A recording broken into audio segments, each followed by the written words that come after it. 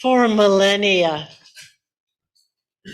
the Western Abenaki people have called this land home and have loved and cared for this land. We now have the privilege of gathering here as a religious community. Let us do so honoring this legacy of love and worship. Good morning. I'm Sarah Franklin, your worship associate for the morning. On behalf of the entire worship team, I'm very glad to welcome you to this shared space, this beautiful nature center. Both those of you able to be here in our temporary home and those of you joining us online on our live stream, we appreciate your presence and your fellowship. For over 155 years, this church has been a sanctuary for those seeking spiritual sustenance as well as peace and justice in the world. We invite you to continue with us today on that path. Please know that we have hearing assist devices at the rear of the room on the table, if anyone can use such devices to help them. It's always a pleasure to have newcomers joining us. Is there anyone here today for the first or second time? We'd like to give you a special welcome if you give us a little wave. Oh, we are so glad that you are here. Newcomers are invited to fill out a welcome form available at the table at coffee hour, the hospitality table, where lots of things are happening today. And of course, everyone is invited to coffee hour immediately following our service. Now we can all join in the welcoming by taking a few moments to turn to your neighbors and say hello and exchange greetings.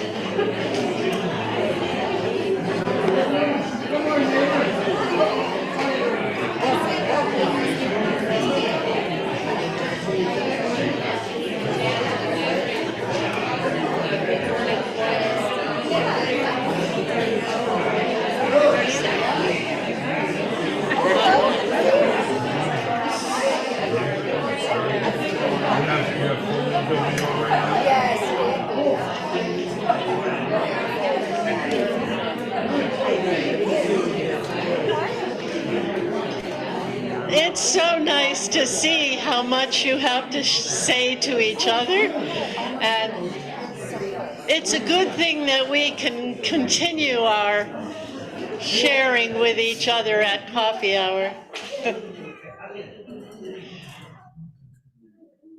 Isn't it fun to be part of a congregation that has so much fun greeting each other? Okay. So we have a few announcements that I'd like to share with you. And Actually, there are so many that I had to take notes. So it is an opportunity to join a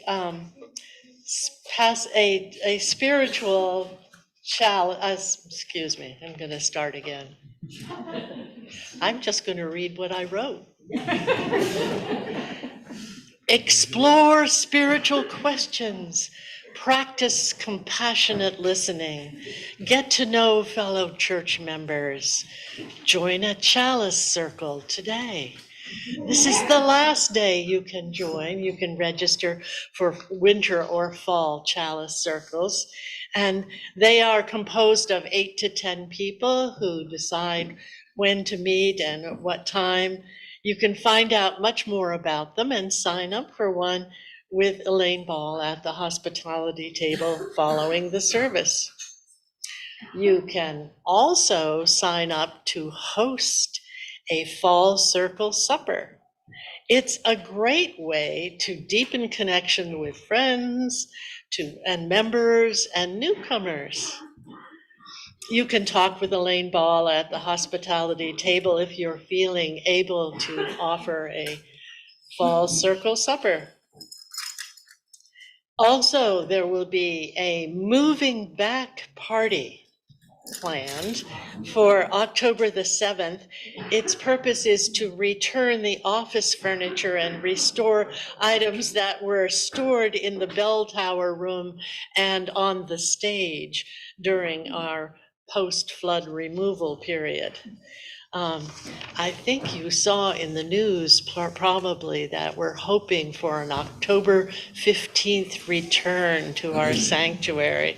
So this office party will be joyful and useful. And if you can help out, that will be great. I'd also like to mention that Women's Alliance will be meeting this Tuesday. I don't know if you know that it's written in their founding documents that the Women's Alliance will meet on Tuesdays.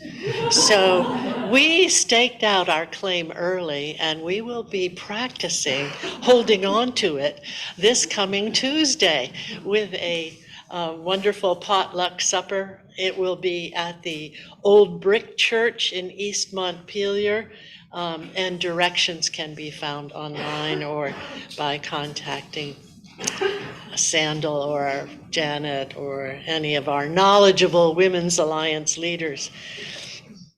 At this next meeting, Peter Toms will be presenting a rummage through UCM history. And there will be souvenir booklets issued to all attendants who are interested in knowing what were the programs in 1917 for the year of Women's Alliance. Many of us have studied these little booklets that are at the Historical Society, and it's fascinating to see what programs were offered in which years.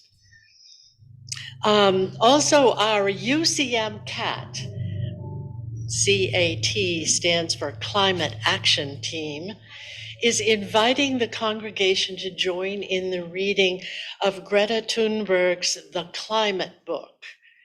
And you should stay tuned to the announcements. You'll be hearing more about it.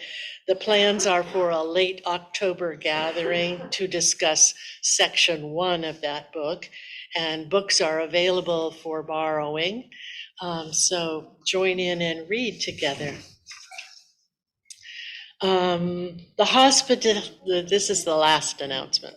The hospitality team needs greeters, baristas, pew tidiers, welcome callers, vestry cleanuppers, and vestry hosts.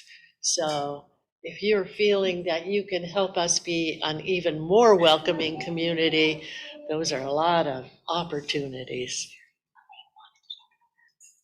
And Elaine is the one who can tell you more about that. Thank you, Jill. Thank you. So if you've never been to a service in the building, which most of you probably have, you may not know how many people it takes on a Sunday morning to welcome in all of the people that join us. We have greeters at the door, just welcoming people in. We also have ushers upstairs in the sanctuary to hand out programs and help people find seats, answer any questions, tell people where the bathrooms are. And also during coffee hour, we have people who go out and find the newcomers and also just greet everyone who's returning. So if you'd like to be a greeter or an usher, one of our welcoming vestry hosts, let me know. My email's in the e-news, and we would love to have your help when we're back in the building. Thank you.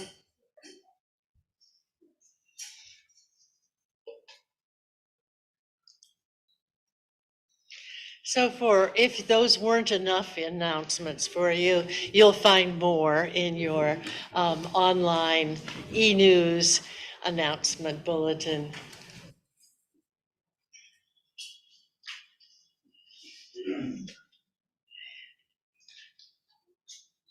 Everyone have your cell phone turned off. This is a good time to turn it off if you haven't turned it off already. And now let's enter more deeply into our time of worship with the prelude.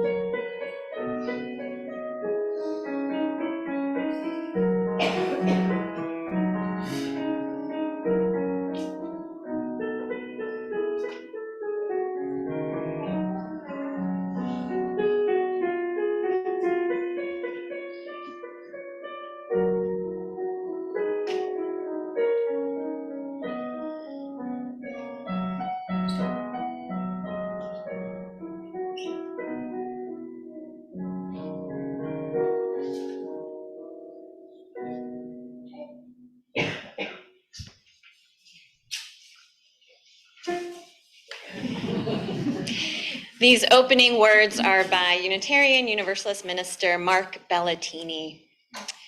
We are here as we are, mortal, concerned, life-affirming, turned toward joy, facing our woes, to worship, to behold the mysteries of life and death without shield of creed. May our celebration help move us into that company who lived to unveil ever deeper truth, who yielded their faithfulness when history's hard press was put upon them, who honed their lives, no less fragile or strong than our own, on the whetstone of your demands and ecstasies, O love. Life of our own lives, we begin again. And let us join in our opening hymn, Come, Come, Whoever You Are. The words are in your order of service. Please rise and bow to your spirit. Do you want to say something? You know how I love to have you do rounds, and we haven't done one yet this year, so let's try this one in a round. We'll all sing it together one time, and then this side will go, and then I'll indicate when that side goes, and you'll be singing it through 3 times total.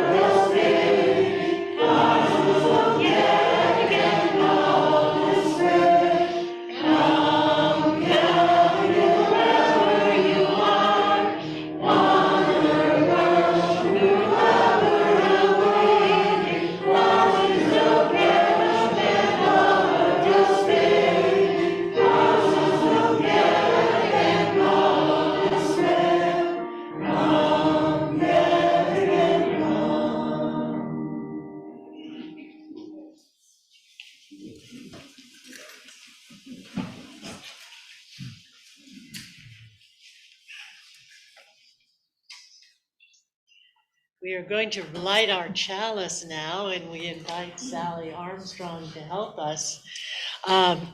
Just a little word of warning.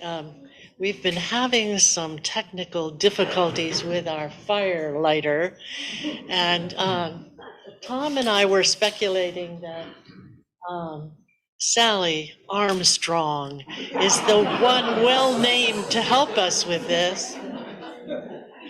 But I have always preferred matches. I don't know if anyone else in the congregation today has fire-making materials. And there was fire. Sally Armstrong.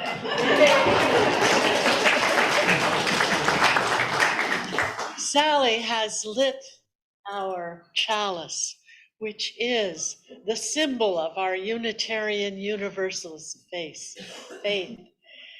This morning, we're pleased to have her with us, as we will be pleased all this season. Yay. So those of you at home, if you have the materials, I hope you have lit a chalice of your own. We have lit this chalice, this flame, the enduring symbol of our collective commitment to lead with truth and compassion. And now I'm inviting the whole of the congregation to join in the recitation of our congregational covenant, which you'll find there in your program. Sally, you have one? Together, we covenant to speak honestly and listen deeply to each other and the voice within. Treat each other with compassion and honor our differences. Take responsibility for the impact our words, actions, and inactions have on each other. Support each other in times of need and grief, and celebrate the beauty and joy in our lives. Honor the gifts of the past and be gentle with each other as we grow. Encourage each other in the brave work of creating a more beloved community and a healthy, sustainable world. And forgive each other and start again.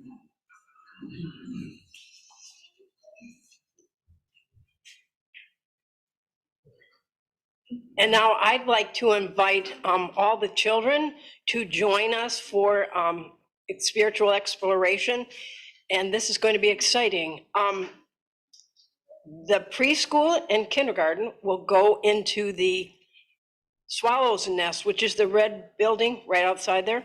Then there's a tent, and there'll be another group there. And the middle school will be on a picnic table outside. We're praying for sunny days from now until we get back in the building. And if you're new and you're not sure where to go, there are teachers already out there, and I see other children already out there. And so we will find you, or you can find us, and we'll get you to the right place. Thank you.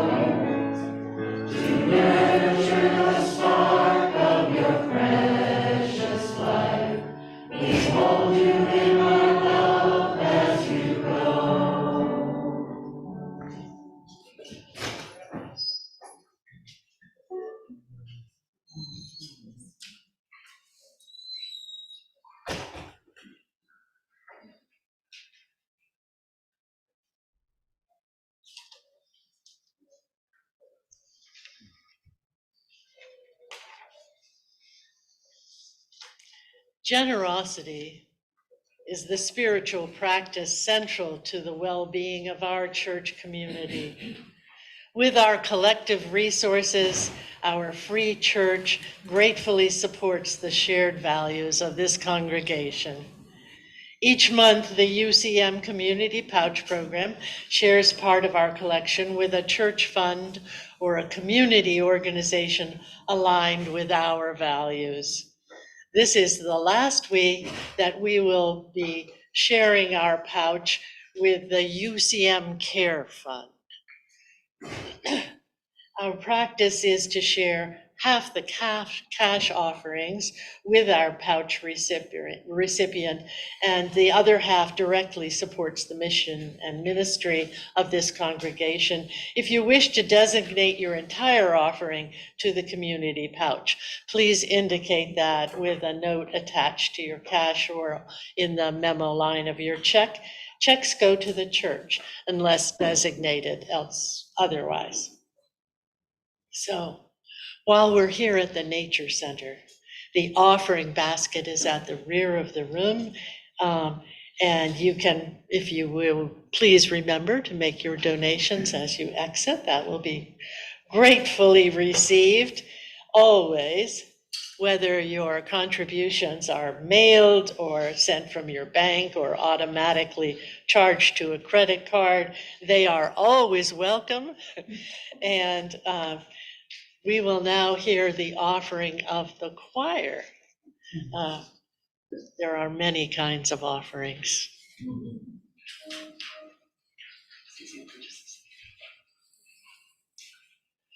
The piece we're singing today is called Adenu. It's a traditional Sufi melody, and the text of it is attributed to the 12th century Andalusian Moorish Sufi mystic and philosopher Abu Ibn Arabi. His name actually is considerably longer than that, but I'm not going to try to say it all. He was born and brought up in Spain and traveled widely in Asia Minor and died in Damascus. He's regarded as one of the most influential figures in world spirituality, his writings numbering more than 350 books, which he considered to be divinely inspired by the prophets Moses, Jesus, and Muhammad. He's known as the greatest master, and he believed that love was the dominant existential and universal force. Eric, one of our soloists today, will be reciting the translation of Adenu, which is also the text of the first solo. The second solo is called Kudus, and that means holy. And that comes from a text from Isaiah, which is central to all three Christian, Islamic, and Jewish traditions. And the final solo is a prayer for forgiveness in the Islamic tradition.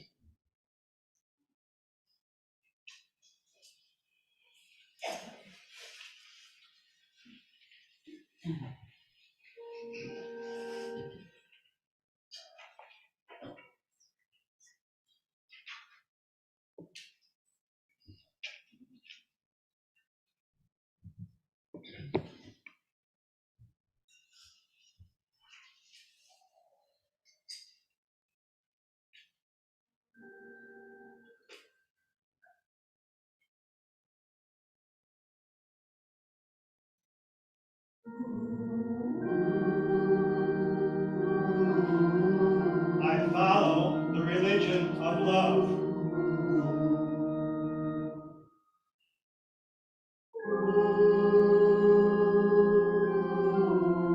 Wherever love is found.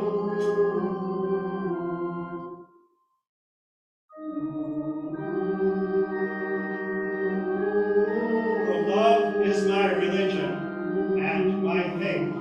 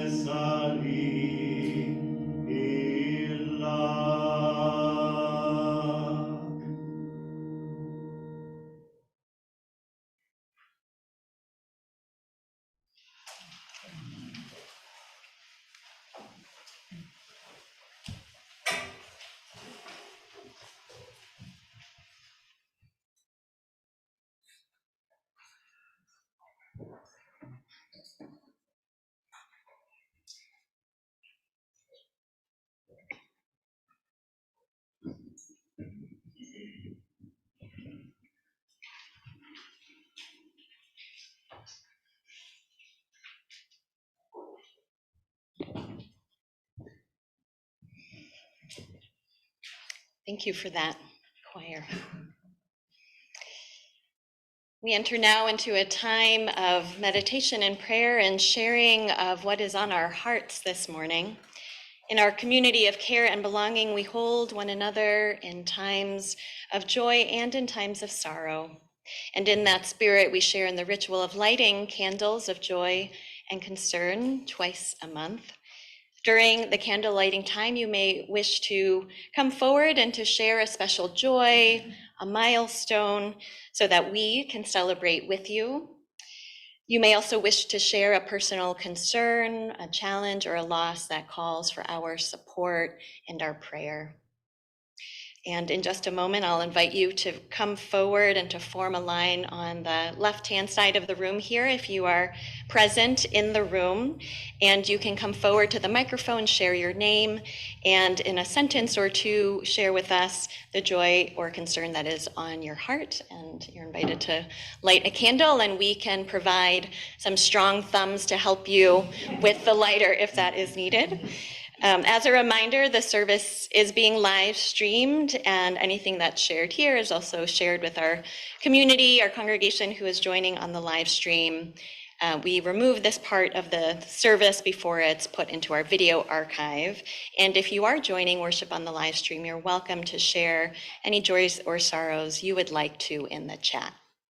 And anyone who would like to come forward to light a candle or to speak aloud your joy or concern, you can come from this side of the room to the microphone. You may also come forward and light a candle in silence if you wish.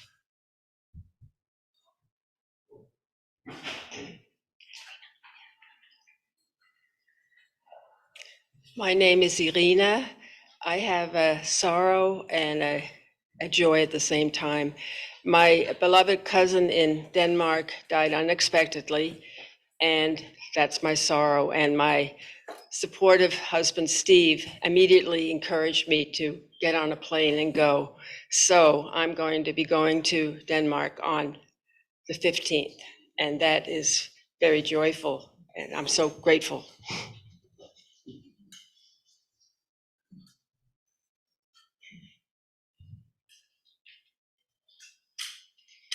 Good morning. My name is Emily Seifert. Many of you know that I work here at North Bench Nature Center, and my joy this morning is that yesterday we celebrated the grand opening of a new universal access trail, which feels a very long time coming. Folks from Vermont Center for Independent Living were here to celebrate with us, and I hope you all enjoy it today or whenever you next walk on the trails. I also just want to say how glad I am that these two parts of my life integrate so well together. It's fun to be here on the weekend.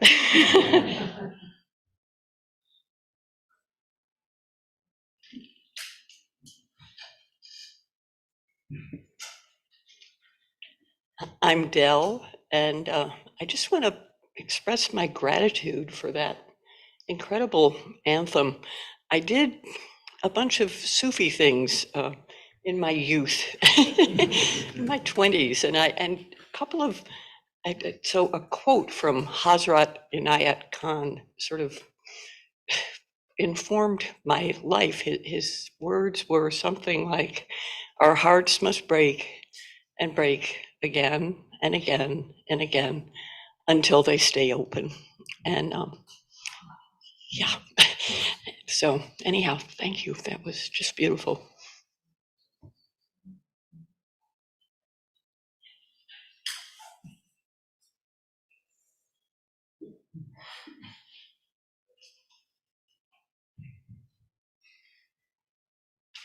I'm Linda Olschlager from near Charlotte, North Carolina. And this community was very supportive of me. It has been for a couple of years at least. My daughter was sick here and I spent time here, and this whole community was this was COVID times and pandemic. And so this community has been a big support to us. And as my heart was breaking, this community is very supportive, and I'm very grateful. That is my joy. Thank you.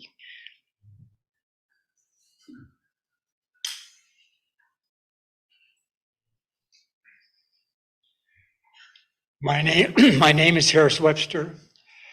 I read the paper this morning, and I'm celebrating the 99th birthday of Jimmy Carter, one of my heroes, and just an amazing person, especially after his presidency. I'm grateful for him, his life.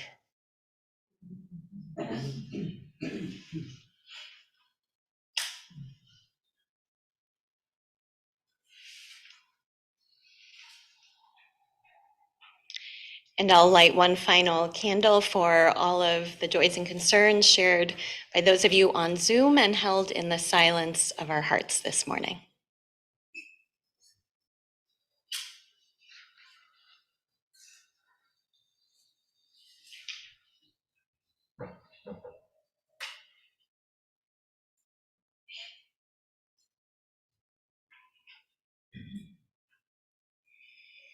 I invite you to settle more deeply into this time of meditation and prayer. Allow yourself a fuller breath.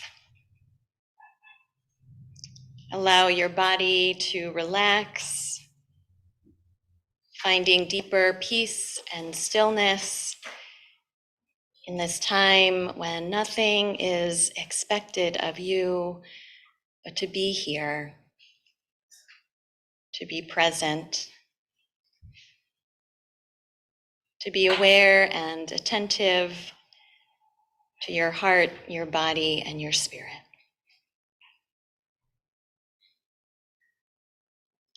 These words of meditation are by Timothy Haley. Amid all the noise in our lives, we take this moment to sit in silence, to give thanks for another day, to give thanks for all those in our lives who have brought us warmth and love, to give thanks for the gift of life. We know we are on our pilgrimage here, but a brief moment in time. Let us open ourselves here, now, to the process of becoming more whole, of living more fully, of giving and forgiving more freely, of understanding more completely the meaning of our lives here on this earth. And let us now share in a time of quiet meditation together.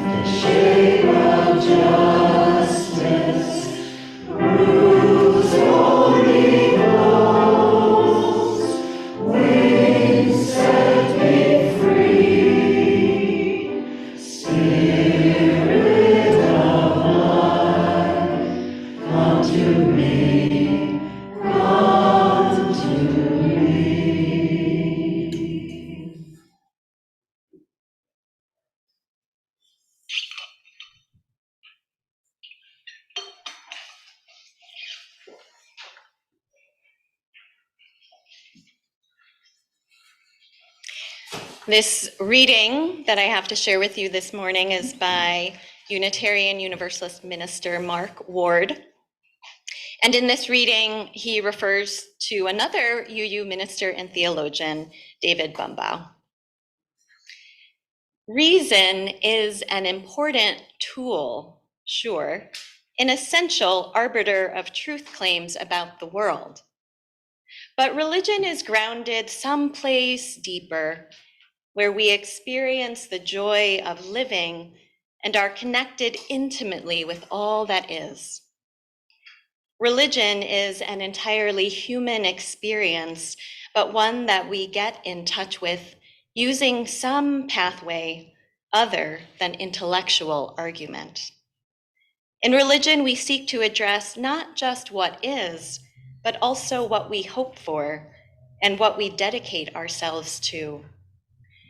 We rely on it to navigate the shoals of love and grief, compassion and estrangement, gratitude and disappointment, and mystery and wonder.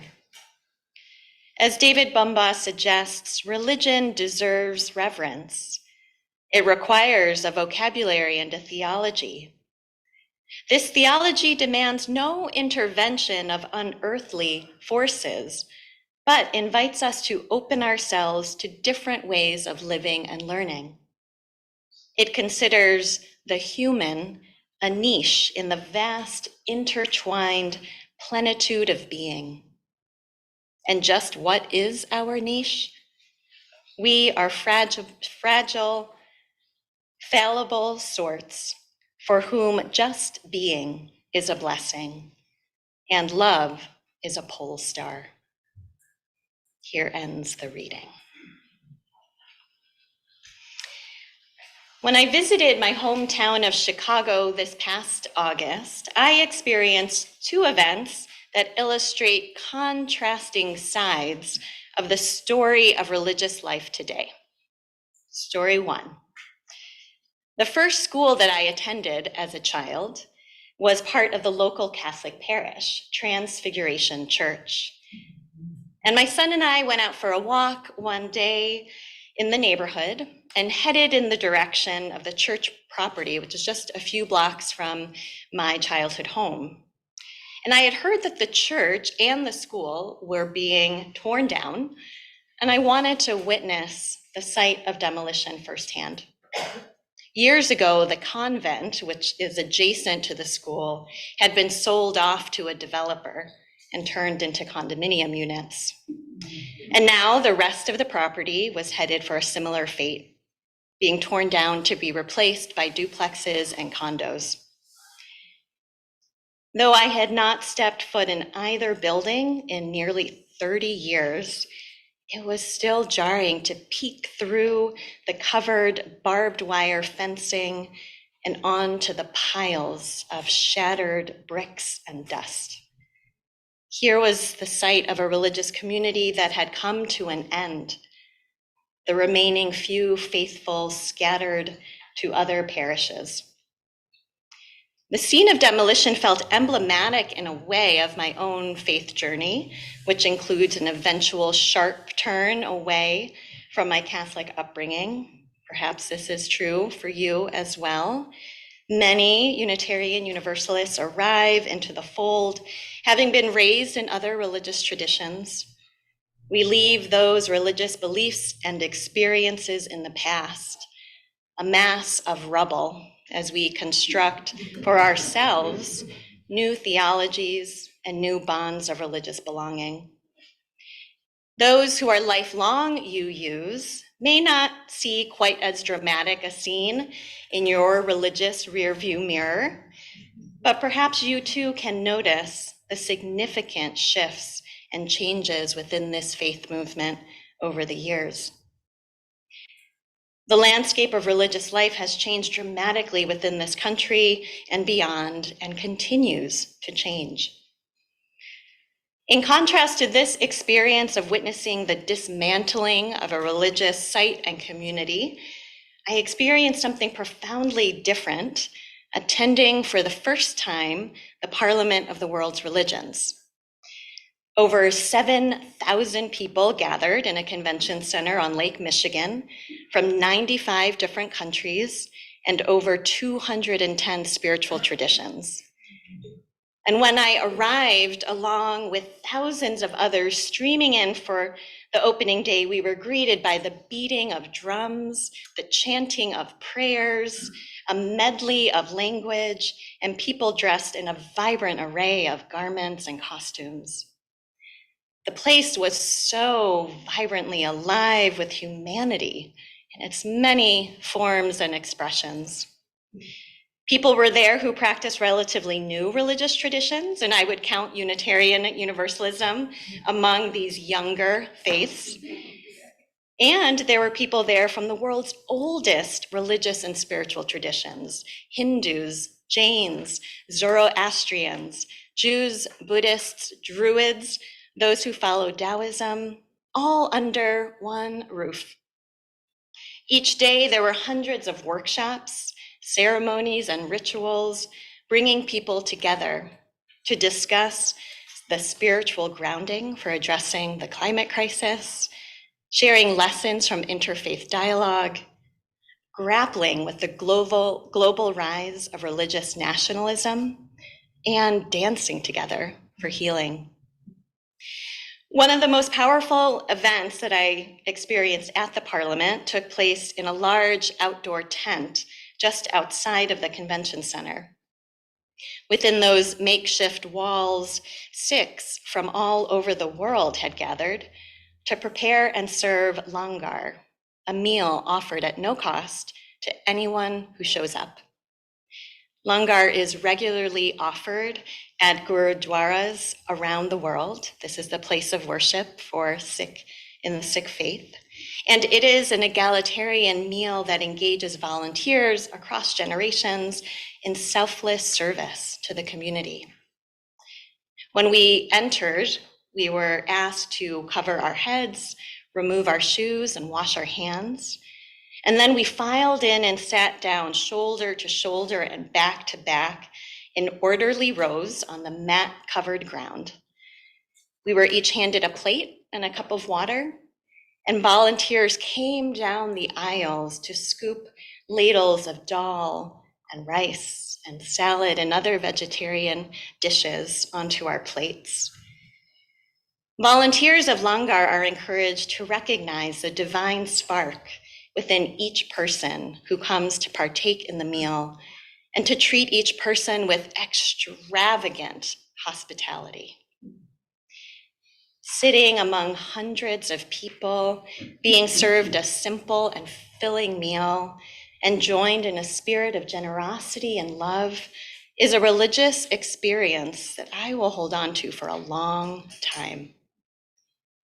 It was a beautiful example of what is possible when we come together in a spirit of inclusivity, hospitality, and curiosity, and how religion can guide us toward one another rather than apart.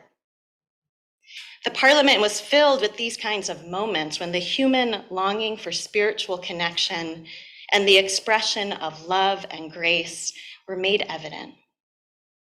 As the executive director of the Parliament of the World's Religions puts it, during those 5 days, we lived in a shared joy for what the world can be when people of faith, committed to justice, peace, and sustainability, come together. Now, religion is often maligned today for the violence and the division that it causes. And it is true that too many people justify their quests for domination and power with a belief in religious supremacy. The Reverend High Priestess Phyllis Kurat, who's the program chair of this year's Parliament, put it this way: today we are all standing at a pivotal moment where history seeks to repeat itself. It is a moment of urgency. An existential global scourge has returned. It is a stark reality that transcends borders, cultures, and faiths, a reality that demands our collective action and moral courage, As people of faith and spirit, we have a singular responsibility. Here is the truth we must all confront and change, she says. Despots are misappropriating religions to justify the unjustifiable. Tyrants proclaim themselves saviors, posturing with religious symbols and exploiting language to affirm their power. And tragically, there are religious leaders who stand beside them and religious communities who cheer them. The theme of this year's Parliament attempted to take on this challenge, a call to conscience, defending human rights and freedom. The original vision behind the Parliament saw a role for religious communities in supporting global peace through engagement and dialogue. The historic first convening of the world's Parliament of Religions took place 130 years prior in Chicago in 1893. And it was created as a global platform for engagement of religions from the East and the West. Hindus, Buddhists, Jains, Jews, Protestant, Catholics, Unitarians, adherents of the Shinto and Zoroastrian traditions met together for the first time in modern history. It had never happened before.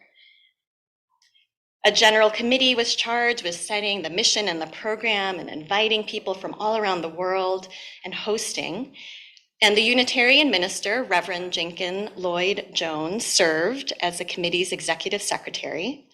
And the Universalist minister, Reverend Dr. A.J. Canfield, also served on the committee. So we can be proud of our connection to that first convening. One of the most notable speeches that was given there at that first gathering in 1893 was by Swami Vivekananda, who reflected on the universality across religions.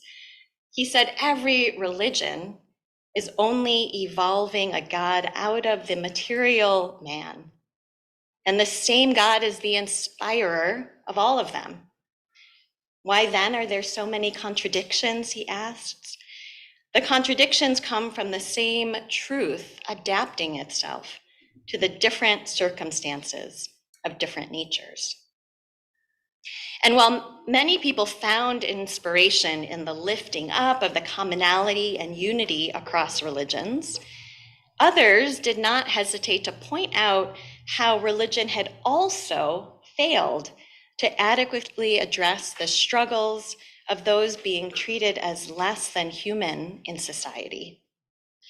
Fannie Barrier Williams, an African-American woman and member of the Unitarian Church of All Souls in Chicago, delivered her speech in which she said, "What can religion further do to advance the condition of the colored people? More religion and less church. Less theology and more of human brotherhood, less declamation and more common sense and love for truth must be the qualifications of the new ministry that shall yet save the race from the evils of false teachings.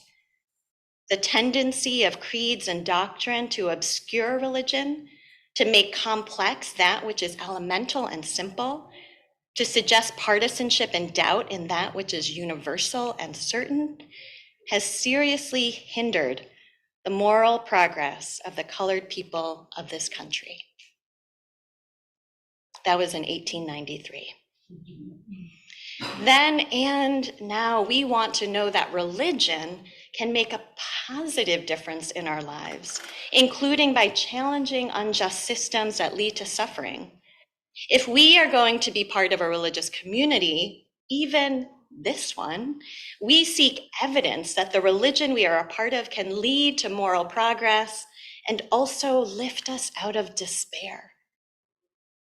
In this particular moment, religious affiliation has become less important in most people's lives in this country.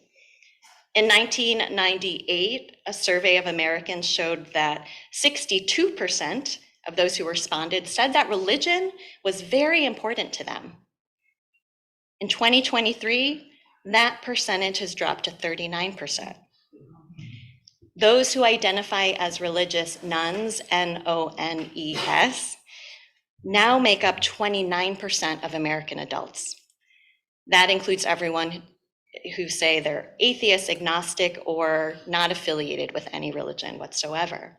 That's up from 19% in 2011, just 12 years ago. Jessica Gross is a non-observant Jew who still holds a strong cultural identity. She says, "I don't miss shul and have little desire to return, yet I feel a bit heartsick about not passing down Jewish rituals with more consistency for my children." Ms. Gross is also a writer for the New York Times, and she wrote a series earlier this year about Americans moving away from religion. She shared many stories that were submitted by readers of the changes in their religious identities. There were stories of people who questioned the beliefs of the religions of their upbringing, Christian, Jewish, Muslim, others. People who couldn't square their inherited beliefs with the suffering of the world. People whose connection to a particular religious identity had faded with loss of relationship or vocation. Yet in all these stories, there remained a searching presence and a desire for spiritual connection with oneself and others. At its best, religion and religious community can be sources of meaning and authentic relationship. In our religious community, here with the Unitarian Church of Montpelier, we search together and support one another in discovering on our own those sources of meaning and truth.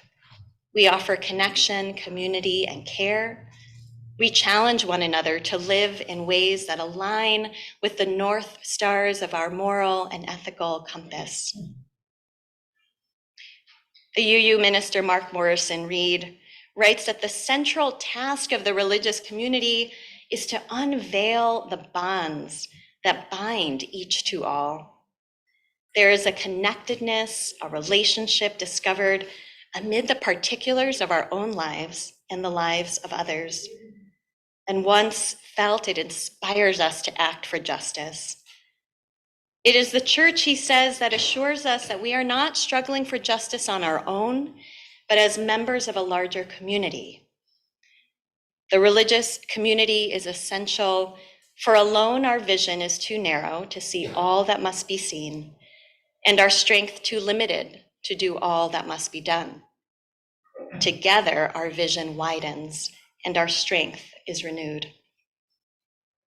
We come together as a Unitarian Universalist congregation to practice religion, not a religion based on creeds, nor a religion that claims to be the one and only true way of living, but a religion grounded in practices of love, inclusivity, and transformation. A religion in which we continually discover our connectedness and in which we are continually inspired to act for justice as members of a larger community.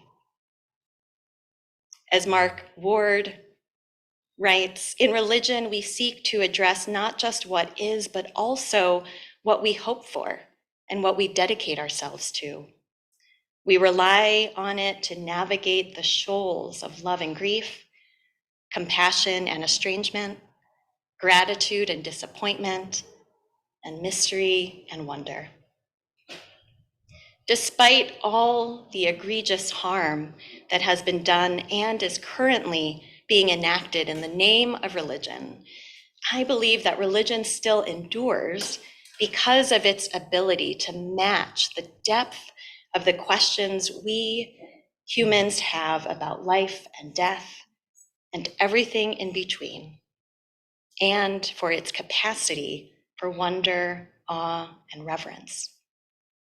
Together, let us find those pieces of our religious heritages that still lead us toward one another as a human niche in the vast, intertwined plenitude of being. In the words of Unitarian minister Theodore Parker, be ours a religion which, like sunshine, goes everywhere, its temple all space, its shrine the good heart, its creed all truth, its ritual works of love, its profession of faith, divine living. So may it be.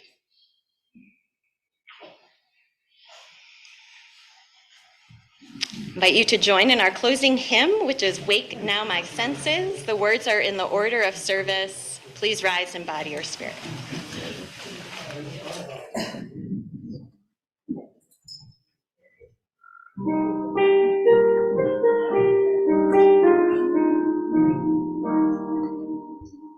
Wake now my senses and hear the earth call. Feel the deep power of being in awe. Keep with the web of creation your vow. Giving, receiving, as love shows us how. Wake now my reason, reach out to the new. Join with each pilgrim who quests for the true. Honor the beauty and wisdom of time. Suffer thy living and grace the sublime. Wake now compassion, give heed to the cry. Voices of suffering fill the wide sky. Take as your neighbor, both stranger and friend. Praying and striving their hardship to end. Wake now my conscience with justice thy God. Join with all people whose rights are denied. Take not for granted the privileged ways. God's love embraces the whole human race. Wake now my vision of ministry clear. Brighten my pathway with radiance here. Mingle my calling with all who will share.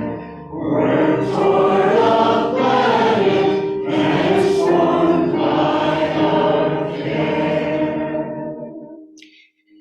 And as we close our service, we extinguish our chalice. Sarah, do you mind extinguishing our chalice? Thank you. And carry with us its flame of truth, the warmth of community, and the spark of hope into the days and the week ahead. And as we do so, I invite you to say together our mission statement. We welcome all as we build a loving community to nurture each person's spiritual journey, serve human need, and protect the earth, our home. I invite you to please be seated for our closing words,